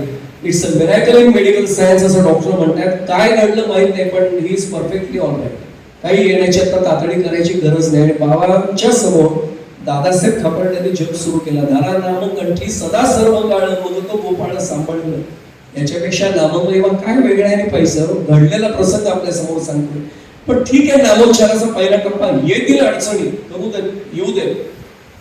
दुसऱ्या टप्प्याकडे आपल्याला वळायचं. दुसरा टप्पा आहे नामस्मरण. हा शब्द सहज म्हणतो आपण, नामस्मरण करूया, नामस्मरण करूया. पण नामस्मरण शब्दाचा अर्थच आम्हाला अनेकदा लक्षात येतो. नाम आणि स्मरण हे दोन शब्द जोडले, ते लक्षात आलं की नामस्मरण शब्दाचा अर्थ लक्षात येईल. मी नेहमी प्रसंग सांगत असतो. कैलास पर्वतावर पार्वती देवीचा अवतार व्हायचा होता, दक्षकन्या होत्या आणि भगवान शंकर असे सहज बसले होते. आणि दक्षकन्येला लक्षात असं आलं, अरे मी एवढी अवतीभोवती वावरते, लक्ष नाही आहे भगवंताचं. आणि थोडे अस्वस्थ झाले, पण विचारणार कसं. थोडं निरीक्षण केलं, अजून लक्षात आलं, इथली हालचाल सुरू आहे, डोळे अर्धून मिळत आहेत, पूर्ण उघडे नाहीत, पूर्ण मिटलेले नाहीयेत, आणि कंठाची हालचाल होते. काय होते माहित नाहीये, पण विचारण्याचं धाडस नाही हो. त्रिनेत्रधारी आहे, तिसरा डोळा उघडला तर समोरच्याचं भस्मच होईल, काय करावं समजेल. एक दिवस असा घडला की भगवान शंकर अत्यंत प्रसन्न मुद्रेने होते आणि दक्षकन्येने प्रश्न विचारला, स्वामी रागावणार नसाल तर एक प्रश्न विचारायचा आहे. स्वामी प्रसन्न होते, विचार नाही, रागवणार नाही तर अजिबात नाही रागवणार, अर्धांगिनी माझे विचार म्हणते. आता तरी मातृवर्गाला मुद्दामून सांगतो बरं का, भगवंतानी पण सांगितलं अर्धांगिनी असल्यावर विचारताही येतं की पुढे जाण्यावर सांगतो प्रवचन कीर्तनाला येण्याचा दादा दुसरा फायदा असा असतो की एरवी असं म्हणतात की कुठे जातोस किंवा कुठे चालला हे विचारून नये का होत नाही, पण शास्त्र असं सांगतं की पत्नीला अधिकार तो दिलेला आहे, त्यामुळे पतीने रागवू नये हेही सांगतो.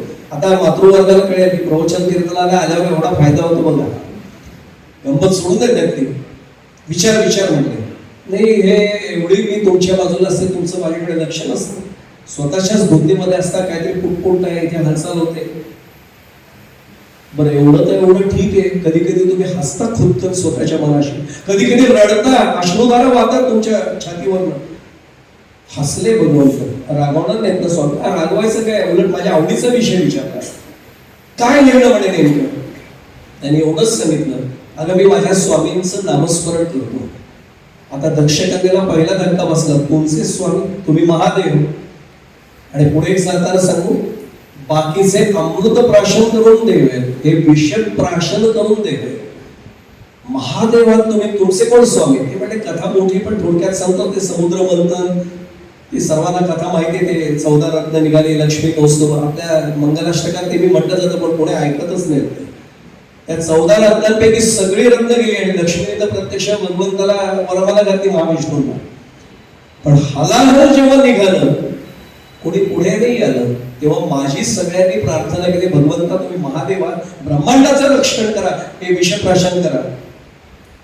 भगवंत नाही म्हणाले, पण दादा आम्ही सांगतो की नाट्यगीतकारांना विषय मिळाला, विषप्राशुरी जगता सही अधिक सुद्धा करुणा करा. नाट्यगीत तयार झालं, पण माझ्या युगमायाने मी विष खाली नाही उतरू दिलं, पण अंगाचा दाह सुरू झाला.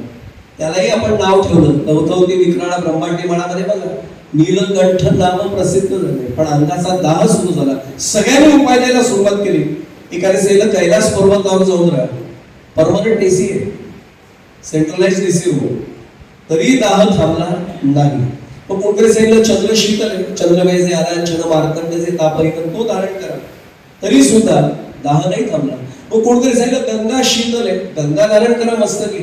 काय सांगतो दक्षकाने, गंगा मस्तकी धारण केली, दाह थांबला नाही. शेवटी देवर्षी नारद मुनी आले आणि त्यांनी सांगितलं, भगवंता या कशाने दाह थांबणार नाही, फक्त एकच मार्ग आहे, श्रीराम जय जय राम, बस हा जप करा.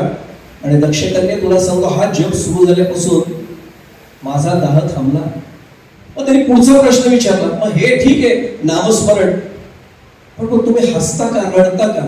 अगं मी नुसतं नाम नाही घेत, मी ज्यांचं नाम घेतो ना त्या आराध्य दैवताचं सगळं जीवनपट माझ्या डोळ्यासमोर उभा राहतो.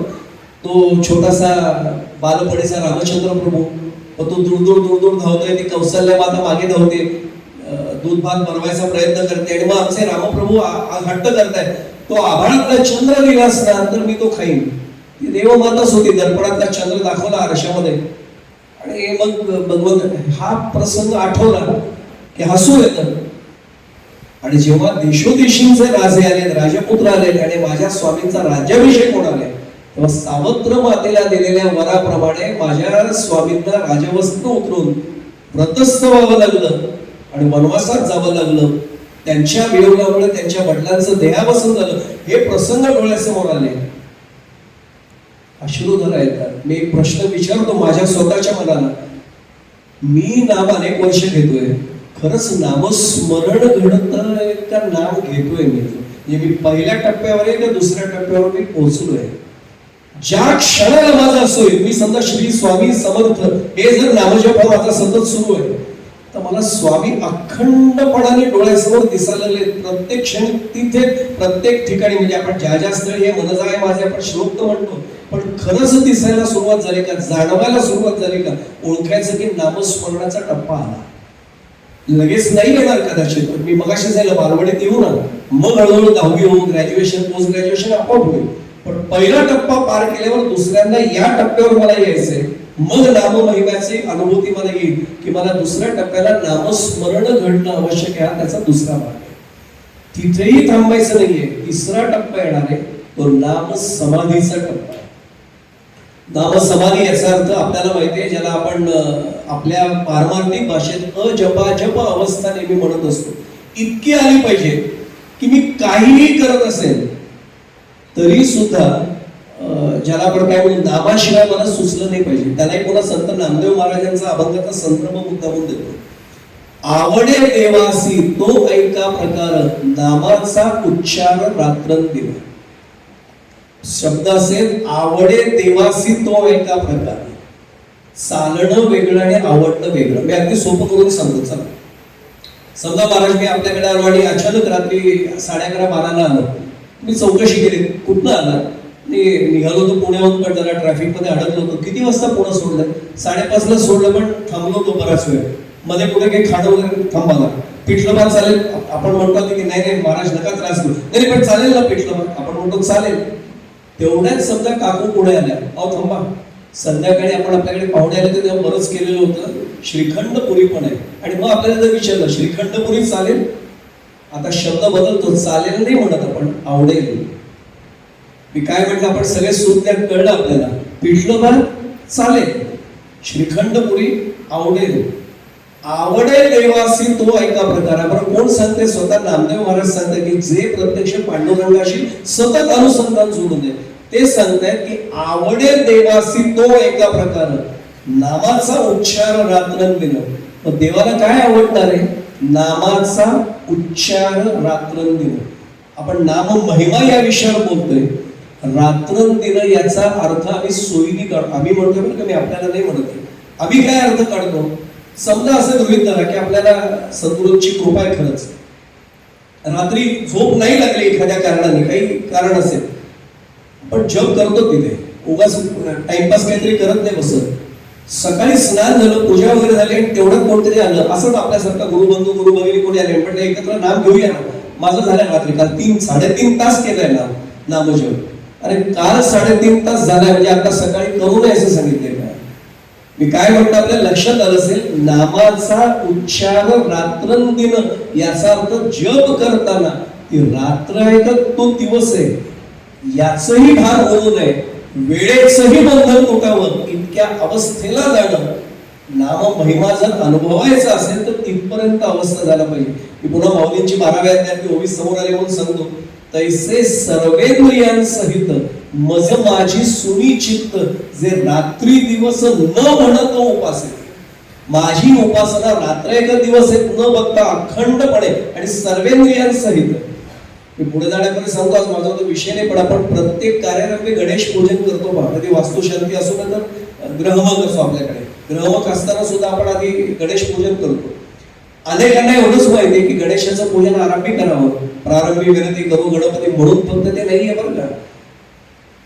गणपती हा गणांचा अधिपती आहे. तसा मन नावाचा गणपती आपल्या आतमध्ये बसलाय. तो पंच ज्ञानेंद्रिय पंचकर्मेंद्रिय यांचा अधिपती आहे. म्हणून तो तुकोबांचा त्याला अभंग आहे, आधी मन घेई हाती तोची गणांचा गणपती. ते मन आधी ताब्यात आल्याशिवाय विधीकडे लक्ष नाही राहत. आता गुरुजी सांगत असतात तेवढंच आपण पोहे केले तर खाऊन घ्या, तेवढं गुरुजी सांगतात विराचम आचमन. आपलं लक्ष आलेल्यांकडे आहे का पूजेकडे आहे? मी काय म्हटलं लक्षात आलं असेल, तैसे सर्वेंद्रियांसहित मज माझी सुनी चित्त, जे रात्री दिवस न म्हणत उपासती. इतकी अवस्था यायला हवी असेल वाटत असेल तर मग नामस्मरणाच्याही पुढचा टप्पा येतो नामसाधना. किती अवस्था नामसाधनेत जाऊ शकते. मी तर एक आवर्जून उदाहरण नेहमी मगाशी बेलसर यांचं नाव निघालं. बाबा तत्वज्ञानाचेच प्राध्यापक होते, फिलॉसॉफी शिकवायचे. बाबांनी एकदा वाणी अवतरत असताना महाराजांना प्रश्न विचारला होता. ते म्हणले, महाराज अडचण एक, तुमच्या कृपेने नामस्मरण अखंड सुरू आहे, पण मी प्रोफेसर आहे, 45 मिनिटं मला फिलॉसॉफी शिकवायला लागते, तत्वज्ञान शिकवायला लागते. ते शिकवताना अनुसंधान तुटतं थोडस, तर खंड पडतोय थोडा, काही मार्ग आहे का? काय उत्तर मिळालं असेल महाराजांकडनं? ते म्हटले, तास सुरू होण्यापूर्वी वर्गात प्रवेश करताना उंबरठ्याशी थांब म्हणले. ते म्हटले, काय करू अजून? ते म्हटले, थांबल्यानंतर फक्त माझं स्मरण कर आणि एवढंच सांग मला, महाराज आता लेक्चर सुरू होते, लेक्चर घे. त्यावेळी काही नव्हतं, लेक्चर पूर्ण झालं की पुन्हा उंबरठ्याशी आहे, पुन्हा माझं स्मरण करायचं. महाराज लेक्चर संपलं, आता नाम सुरू करतोय. बाबा म्हटले, मी अभावीपणे विचारलं, त्याने काय होईल? शंका आपण विचारतात असतो, यांनी काय होईल, त्यांनी काय होईल. ते म्हणजे त्यांनी काय होईल? महाराजांनी उत्तर दिलं, अरे तुझं लेक्चर सुरू असेपर्यंत तुझं नाव मी सांभाळेन. काय नाममहिमा असेल आपलं नामस्मरण. सद्गुरू म्हणतात मी सांभाळीन तेवढ्या वेळात. याचा अर्थ जर सद्गुरूंना खरंच शरण जाऊन जर नाम घेतलेलं असेल ना, मी पुढे जाण्यापूर्वी एक हात जोडून सांगतो, सद्गुरू कोण आहे कोणाचे ते बघू नका. त्या व्यक्ती नसतात, ती शक्तीच आहे, ते तत्व आहे. आमचे सद्गुरू हे वेगळे, त्याचे वेगळे नसतात. तो साधू दिसत ती वेगळा नाही. आपल्याला सर्वांना माहिती समर्थांचा चरण, कोणी वेगळे नाही, सगळे एकच आहे. फक्त प्रत्येकासाठी कोणाला बेसनाचा लाडू आवडतो, कोणाला रव्याचा लाडू आवडतो, एवढेच ते वेगळे प्रकार वगैरे. मूळ तत्व तेच आहे. भेदभाव करायचं मूर्खपणा आमच्याकडनं कधी घडता नाही का. मी जाता जाता सांगतो, आज माझा तो विषय नाहीये. तुकोबांचा दादा त्याला शब्द एकविध भक्ती. अनेक जण चुकीचा अर्थ काढतात, आमचे कीर्तनकार अनेकदा चुकीचा अर्थ सांगतात. एकविध भक्ती याचा अर्थ मी जर पांडुरंगाचा भक्त असेल तर मी दुसऱ्या देवळात जाऊ नये. याला तुकोबाने एकविध भक्ती म्हटली नाहीये. मी कुठेही गेलो आणि कुठल्याही दैवताकडे पाहिलं तरी माझे सद्गुरू मला त्यात दिसायला लागले, माझा आराध्य दैवत दिसायला लागलं, त्याला म्हणायचं एकविध भक्ती. पुरावा देऊ आपल्याला. समर्थ आले पंढरपूरला, हात जोडून पांडुरंगाकडे बघतायत, पण मुखातनं काय बाहेर पडलं, येथे कार्य उभा श्रीराम मनमोहन मेघश्याम. याचा अर्थ पांडुरंगाचं दर्शन घेत आहेत, पण स्मरण कोणाचं झालं, आपल्या आराध्य दैवताचं झालं. याला एकविध भक्ती म्हणतात. मी पुन्हा पुन्हा सांगतोय, ते नामस्मरणाचा टप्पा आहे. मी प्रमाण सांगतो आपल्याला, त्याचं उदाहरण सांगतो. नेहमी हे घडावं असं वाटत असेल तर त्याला नामसाधनेकडे जाताना, त्याला नामसमाधी अशी अवस्था आहे तिसरी. पहिला आपण पाहिला तर नामोच्चार, मग पाहिलं नामस्मरण, आणि आता तिसरा टप्पा सांगितला तो नामसमाधी अवस्था आली पाहिजे. अहोरात्र प्रत्येक क्षणाला माझ्या आतमध्ये नामस्मरण सुरूच राहते. मी पुढचं वाक्य सांगू आपल्याला, थोडस वेगळं सांगतो. आपण अधिकारी म्हणून हे वाक्य वापरतो, त्याचा अध्यात्माशी काही संबंध नाहीये, पण देसाई साहेब मला ते वाक्य मुद्दामून सांगावं असं वाटतं. आता हे जुन्या पिढीतल्या लोकांना कळेल. राम गणेश गडकरींचं एकच प्यारा नाटक पाहिलं असेल आपण, व्यसनमुक्तीवरचं ते नाटक होतं. त्यात सुधाकर एक मुख्य पात्र आहे, वकील दाखवले.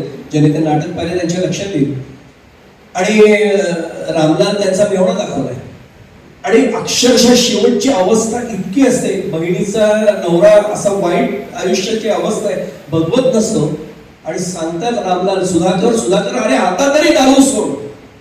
आणि सुधाकरच्या मुखात गडकरींचं वाक्य आहे, सुधाकर दारू पिणाऱ्या माणसाच्या आयुष्यात 3 टप्पे येतात. हे मी नाटकातलं वाक्य सांगतोय, काही संबंध त्याचा माझा तुमचा कोणाशी नाही, पण त्यांनी सांगितलेलं वाक्य आहे. सुधाकर सांगतायत, रामलाल, दारू पिणाऱ्या माणसाच्या आयुष्यात 3 अवस्था येतात. पहिल्या अवस्थेत माणूस दारूला सोडत नाही, दुसऱ्या अवस्थेत दारू माणसाला सोडत नाही, आणि तिसऱ्या अवस्थेत दोघे एकमेकांना सोडू शकत नाही. माझ्या आयुष्यात आता तो तिसरा टप्पा आलाय, त्यामुळे मी आता नाही सोडू शकत. नामधारकांनी एवढंच लक्षात ठेवलं पाहिजे, पहिल्यांदा मी आवर्जून नाम घेतलं पाहिजे. आपोआप नाही येणार, ठरवून वेळ लावून. मला सगळे 9ची वेळ, समजा योग्य तर 9ची वेळ सुटली, 9:15 झाले समजा, मग आता नाम घ्यायचं नाही का, निमित्त नाही काढायचं. अरे 9:15 झाले, आता 9ची वेळ चुकली, काही शो नाहीये. ज्यावेळी आम्हाला सुचेल त्यावेळी पण एक ठरवून नाम घ्यायचं म्हणजे घ्यायचं, इथपासून सुरू केलं. आपोआप मनाला पडले वळण इंद्रिया सगळं मगाशीच म्हटलं, नाम सुरू तर होईल.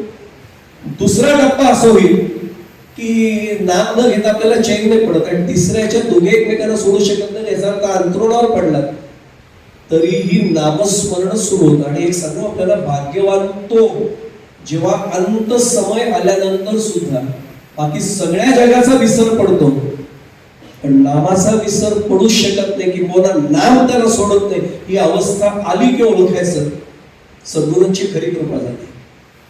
मी हात जोडून सांगतो आपल्याला, स्वामींच्या समोर आपल्या सर्वांचा प्रतिनिधी म्हणून, स्वामी पुढचं काही चिंतन मांडण्यापूर्वी आपल्या सगळ्यांचा प्रतिनिधी म्हणून आमची एक प्रार्थना तुमच्या चरणाशी ठेवतो. काही देऊ नका, पण आम्हाला आणि नामाला कधी वेगळंच व्हावं असं वाटणार नाही, आणि व्हावं लागणार नाही एवढी कृपा करा बस. म्हणजे आम्हाला आपोआप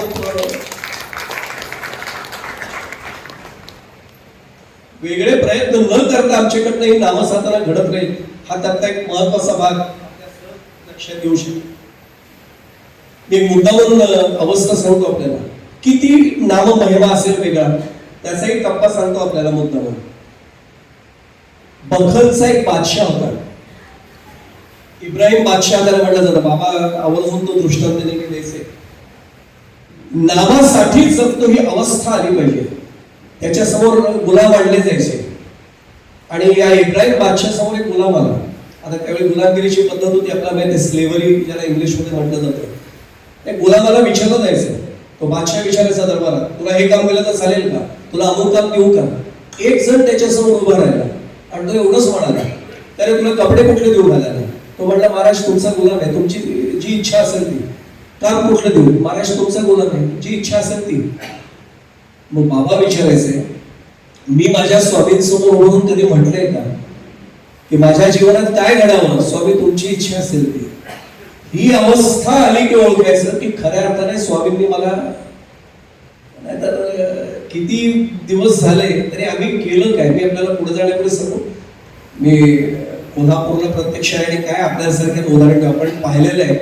तो घाणा फिरतो बघा, अनेकदा पाहिलं. म्हणजे मी लहानपणी कोल्हापूरला आलो की दादा तो बाबा असायचा, मला तो घाणा बघायचा आहे. आणि आपल्याला माहिती आहे तो घाण्याला जोडलेला जो बैल आहे ना, मी आपल्याकडे बघत नाही, मी माझ्याकडे बघा. माझी अवस्था त्या बैलासारखी नाही ना, मी रोज स्वामींसमोर बोलून प्रश्न विचारला पाहिजे. याचं कारण असं, तो बैल असा फिरतोय, असं गृहीत करा की त्याचा वेग आहे एका तासाला 4 किलोमीटर. एक उदाहरण म्हणून, काळजी करू नका, मी मॅथ्सचा टीचर असतो तरी गणित घालणार नाही आपल्याला. पण 8 तास समजा त्याला गाड्याने झोपलं, किती किलोमीटर अंतर चाललं असं विचारलं की सगळे सांगतील 832 किलोमीटर. अंतर आणि विस्थापन अशा विज्ञानात 2 संकल्पना आहेत, डिस्टन्स आणि डिस्प्लेसमेंट. अंतर कदाचित 32 किलोमीटर असेल, विस्थापन म्हणजे डिस्प्लेसमेंट किती आहे, 0 आहे. जिथे झोपला सकाळी तिथेच संध्याकाळी सुटला. घडलं काय. तसं मी नामसाधनेला सुरुवात केली असं म्हटलं आणि आयुष्यात ज्या टप्प्यावर मी होतो तिथेच मी येऊन पुन्हा थांबलोय आयुष्याच्या संध्याकाळी. तर मी आतापर्यंत केलं काय, माझ्या स्वतः ते बदल झाला का. मी एक साधा प्रश्न विचारतो, औषध घ्यायला सुरुवात केल्यानंतर काही बदल झाला तर आपण म्हणतो औषध लागू पडलं. नाम घ्यायला सुरुवात केल्यावर, अर्थात त्याला प्रमाण आहे, आपल्याला माहिती आहे की ज्याने विठ्ठल मात्रा घ्यावी त्याने पथ्य सांभाळावे. ते सांभाळायलाच पाहिजे. अनेक पथ्य आहेत. आणि आत्ताच आमचं बोलणं झालं, महाराज साहेब स्वतः सांगायचे की नाम घ्यायचं असेल ना, ही दीक्षा हवीच आहे तर ही पथ्य सांभाळायला लागते. अगदी ज्याला आपण परधन परस्त्री सगळीच आपल्याला माहिती आहे ती बंधनं. ही बंधनं पाळायची असेल तर ते नामदीक्षा देणार. म्हणजे ही बंधनं नसतील तर उपयोग काय. समजा मला कावीळ झाली असेल, आयुर्वेदिक औषध घेतलं आणि मी तेलकट मसालेदार तिखट पदार्थ खात बसलो आणि मी जर वैद्याने उद्या जाऊन सांगितलं काय उपयोग नाही झाला औषधाचा, तर तो औषधाचा दोष नाहीये, तो माझा दोष आहे. आणि घाण्याला जोडलेल्या बैलासारखी माझी अवस्था होता कामा नये. मी खूप गंभीर बोलतोय आणि बोलता बोलता घाण्याचा विषय निघाला मी आवर्जून सांगतो, थोडं वातावरण हलकं करतो. मला नेहमी तो प्रसंग सांगावासा वाटतो. मी स्वतः शिक्षण क्षेत्रात आहे. एका शिक्षकाला असं वाटलं की आपल्या ज्ञानाचा उपयोग व्हावा, आपण गावात जाऊन काहीतरी सांगावं. पण तो रविवार एकदा गावामध्ये गेला, खेडेगाव निवडून गेला. आणि एक सांगू आपल्याला, ग्रामीण भागात कोणी रिकामं बसत नाही. सकाळपासून शेताला पाणी देण्यापासून सगळी कामं सुरू असतात, गृहिणींची कामं सुरू असतात. त्याला कोणी गिराईकच मिळालं, कोणाला उपदेश करणार, कोणाला ज्ञान पाजणार, कोणाला डोस देणार. 11 साडे 11 पर्यंत त्याला कोणी भेटेच ना गेले. मी गिराईक शब्द जाणीवपूर्वक वापरतो. शेवटी दमला, चालता चालता म्हणला आता काय करूया, थांबूया कुठेतरी. तेवढा खुळखुळ आवाज आला. याला वाटलं रसवंती गृह मिळालं, चला उसाचा रस तरी पिऊया. पण तो आला, लक्षात आलं की रसवंती गृह नाही, तेलाचा गाडा आहे. आणि बघितलं तो बैल विचारा फिरतो, ते निघतंय. याला लक्षात आलं, बस पहिलं गिराईक सापडलं. सकाळपासून एवढी पायपीट केली, गिराईक मिळालं म्हटलं. आणि हाक मारली आतमध्ये, मालक कुठे मालक, ऐकूच जाईल. पण तो घाण्याचा बैल फिरत होता, खुळखुळ ते गळ्यात वाजवत होतं. अरे सुपरवायझर तरी कोणी आहे का. तेवढ्यात एक जण आला, हाफ पॅन्ट होती, बंडी होती, अंगात तेलाचे डाग आलेले होते, हात तेलाचे असे पुसत. हा मालक काय पाहिजे, तेल पाहिजे का. तोंडात तेल नको, मालकाला बोलवतो. आणि असा आबाद मस्त केला, मीच मालक आहे म्हणले. हा असा. ते म्हणले साहेब माझा व्यवसाय असतो. म्हणजे सुपरवायझर नाही ठेवला का कोणी. ते काय असतं म्हटलं. तो म्हणला पर्यवेक्षक निरीक्षक. तो म्हणला हे अजून नाही समजलं. ठीक आहे म्हटलं, जाऊ दे. लक्ष ठेवणार. तो म्हणला कशासाठी पाहिजे, मी आहे ना लक्ष ठेवायला. अरे मूर्खा, तो हात बसलायस. तो बैल तिकडे एकटा फिरतोय, कोण लक्ष ठेवेल. तो म्हणला लक्ष नाही ठेवायला लागत, माझा बैल प्रामाणिक आहे, काम करतो. तुला कसं कळलं म्हणलं आतमध्ये तो काम करतो. ते गळ्यात घुगरू बांधलेत ना, म्हणजे घंटा बांधलेली आहे. तो फिरताना खुळखुळ खुळखुळ आवाज येतो, मला कळतं. म्हणजे मी तेल भरतोय, मी काही रिकामा नाही बसलोय. म्हणजे निघालेलं तेल नेतो, मी पॅकिंगचं काम करतोय. त्यांनी प्रश्न विचारला, उद्या त्या बैलाची नियत फिरली आणि जागेवर उभारूनच जरी मान हलवली, त्यांनी पुढचं वाक्य सांगितलं, मालक रागावू नका, माझा बैल अजून शाळा कॉलेजमध्ये गेलेला नाही, त्यामुळे त्याला हे सुचत नाही. आपल्या लक्षात आलं असेल, मी शिक्षण क्षेत्रात 40 वर्ष घालवले तरी सांगतोय. ते म्हटलं माझा बैल शाळेत नाही गेला, मी गंमत सोडून देत त्यातली. घाण्याला जोडलेल्या बैलासारखी माझी अवस्था नको.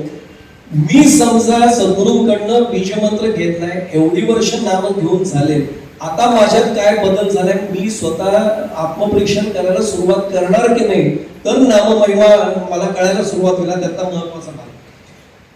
मग बाबा म्हणायचे की त्या बादशाह समोर तो गुलाम जे सांगतो ना, ते मी माझ्या सद्गुरूंना सांगितलं पाहिजे. मी आणखीन एक पुढचा मुद्दा दृष्टांत सांगतो आपल्या समोर. बायजीद नावाचे एक संत होते, उत्तर भारतातले होते. या बायजीदना साधारण 75 वर्ष वय होतं आणि रस्त्याने चालत येत होते. आणि एक वयस्कर आजी समोर गेला आणि त्यांनी प्रश्न विचारला, बायजीद नमस्कार. सगळेजण त्याला मानायचे की खूप सत्पुरुष आहे, साधा माणूस आहे. नमस्कार केल्यावर त्यांनी खाली होतो, आजीनं नमस्कार केला. त्यांनी विचारलं, बायजीद महाराज रागावू नका, सहज व्यक्तिगत प्रश्न. ते म्हणजे मला व्यक्तिगत सार्वजनिक काही नाही, जे आहे ते सगळं सार्वजनिक आहे, विचारा म्हणले. वय किती म्हणजे तुमचं? हसले ते, थोडे गंभीर झाले. 4 वर्ष होते. आता त्या आजी रागावल्या. दिसते 75च्या आसपास वय, 70च्या पुढे दिसते आणि हा माणूस सांगतो 4 वर्ष. ते म्हणले रागावू नका महाराज, दिसतंय मला, कळते 70 ओलांडले, टिंगल करायला शिकाय, माझं वय का म्हणले. लहान मुलाची टिंगल करणं सोपं आहे. ते रडायला लागले. ते म्हणले माऊली मी टिंगल नाही करत आहे, मी सद्गुरूंनाच खोदून सांगतो माझं वय 4च वर्ष आहे. ते म्हणले कसं शक्य आहे? काय उत्तर दिलं असेल? 70 वर्ष मी फक्त प्रपंचात घालवली होती. माझा प्रपंच केला, मुलाचा प्रपंच, नातवाचा प्रपंच, सगळं मार्गी लावलं असं वाटलं. 1 वर्ष असं चिंतनात घालवलं, केलं काय, मी मिळवलं काय. आणि वर्ष संपता एक सद्गुरू माझ्या आयुष्यात आले. मी पुढे जाण्यापूर्वी सांगतो, असतो विषय नाही माझा, आपण नाही सद्गुरू करतो, सद्गुरू आपल्याला जवळ करतात. खरं तर बरोबर आहे. तुम्हाला सांगताना मी कोण सद्गुरू करणार हो? माझं भाग्य की त्यांनी मला जवळ बोलवून घेतलं आणि दीक्षा दिली, अनुग्रह दिला. त्याने सांगितलं, सद्गुरूंनी मला समोर बसवलं, अनुग्रह दिले, सांगितलं अरे मूर्खा, आयुष्य वाया घालवलं 70-71 वर्षाचं. हे नाम घे आणि नाम सुरू कर. तुम्हाला सांगतो आजी, नाम घ्यायला सुरुवात केली, 4च वर्ष आयुष्यातली खरी सत्कारणी लागले, बाकी 71 वाया गेले. वय किती सांगू म्हणते.